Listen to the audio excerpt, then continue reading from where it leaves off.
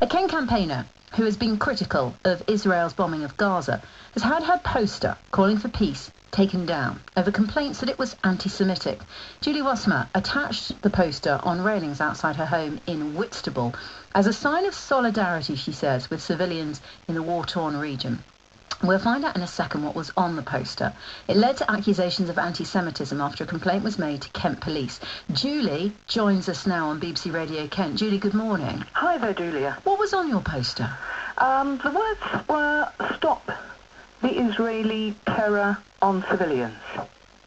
And that was it? That was all that was there? There was also a photograph which had been blown up, not of casualties, just of rubble, what had actually been destroyed buildings. And what prompted you to put this poster up?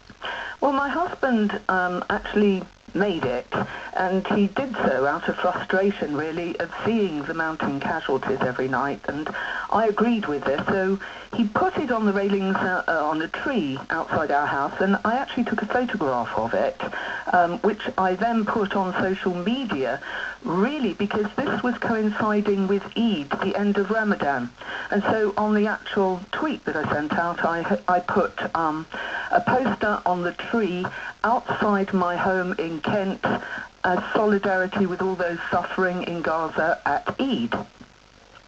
So this was a personal statement. This was about your belief about what's going wrong and who's suffering, and that you want peace. Was there anything more to it than that? Is there some sort of were you trying to say anything in particular negative about Israel? What was your message overall? The message really, as I say, was sheer frustration from mounting casualties. It was never intended as an anti-Semitic, any kind of anti-Semitism I abhor. I'm very much against even the tribalism of what I call tribalism of party politics, let alone any kind of tribalism. And I always campaign for communities to act together. So, that must be made particularly clear, but I would say that judging from the response that came in on social media, many Jewish people did take offence to the poster, but they actually saw things into it that just simply weren't there. So when were you first aware that a complaint had been made? The person who made the complaint, who's a local resident, spoke to my next-door neighbour and told her that she found the poster anti-Semitic and was complaining to the police.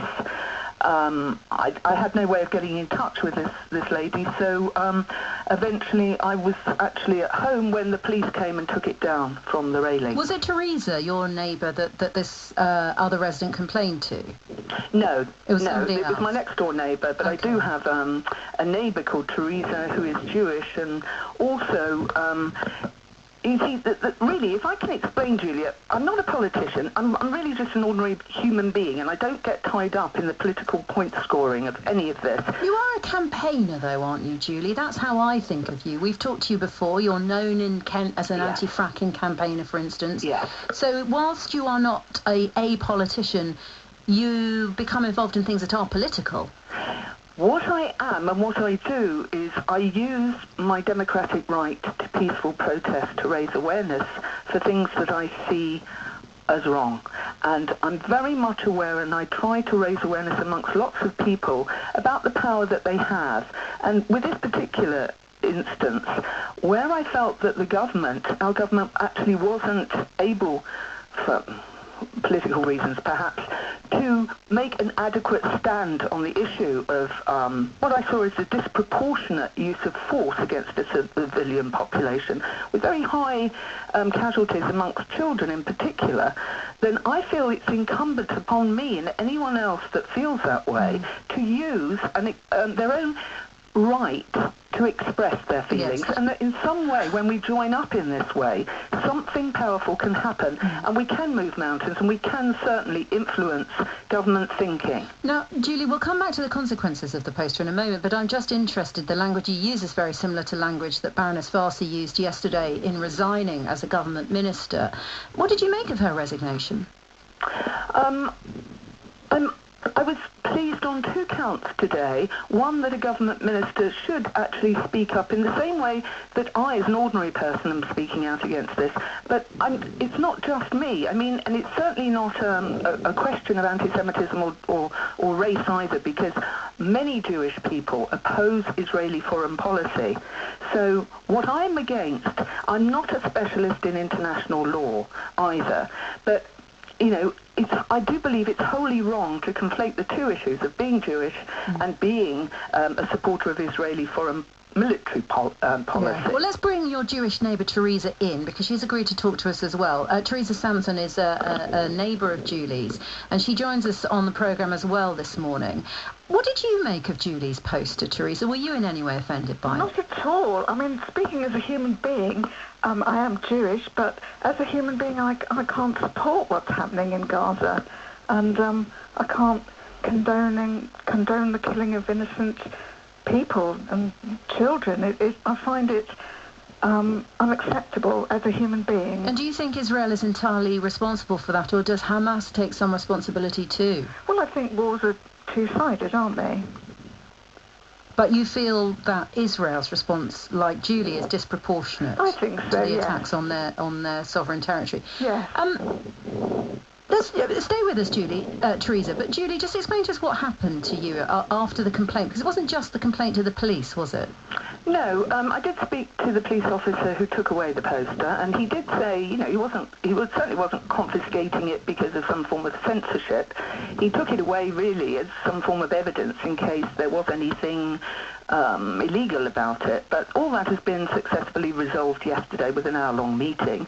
But in between time, I did return home on Sunday with my husband to find a Star of David and the letters IDF had been scrawled on the wall by my front door, and my front door lock had been tampered with so that we could neither gain entry into our house, and once we did through the back door we couldn't get out. So the police did take a proper report of that, and obviously it makes sense that if I'm putting up posters, I mean, I replaced the poster.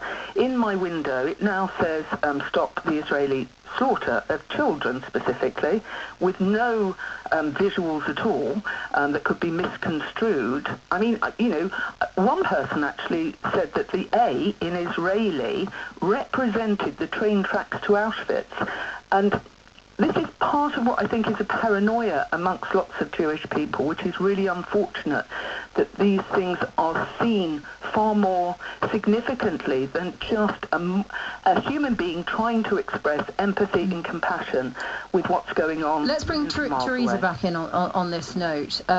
Teresa, could you understand in any way why other Jewish people might have been offended by Julie's poster? Well, not if they feel about other human beings. I mean, it wasn't overtly a political thing. It was a humanitarian thing. It was about caring about other human beings. So was it rather silly of the police to even investigate this? I mean, wouldn't one quick look at the poster have made it obvious that there was nothing, there was no offence in this? Well, I think they were just doing their job. I think it was, someone had issued a complaint and they had to follow it up. But I'm not saying it was silly of them or not, but I certainly didn't find anything offensive in it. No. And what do you think of what happened, the daubings on the wall outside Julie's house? Well, I think that's horrible. I think that's ridiculous, really, and aggressive, very aggressive. Did you find it intimidating, Julie? No, I found it lamentable, because since that time what's actually happened is our community has pulled together, Jewish and non-Jewish, and there are actually flowers that have gone up in our Whitstable Library Square where we have a war memorial, but flowers have gone up specifically with messages of solidarity and sympathy for dead children in Gaza, and that's not a political statement, they're statements of compassion. And the other important point I think I'd make is that I actually don't believe that Israel's policy will make it any more secure. I'm not supporting Hamas in any way by decrying the number of casualties in Gaza. I do not condone the Hamas rocket firing, but I don't believe Israel's policy will make it any more secure, because I don't believe that we create peace by using violence.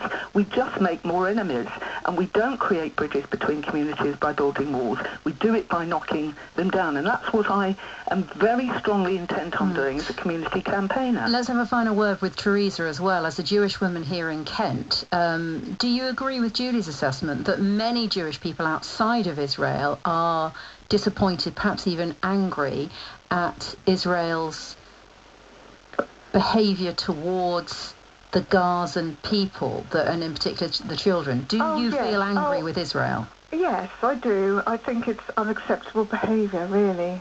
As I say, as a human being. Does that make you in any way, does it feel uncomfortable in any way as a Jewish woman saying that about your people in Israel? Or do you not consider them?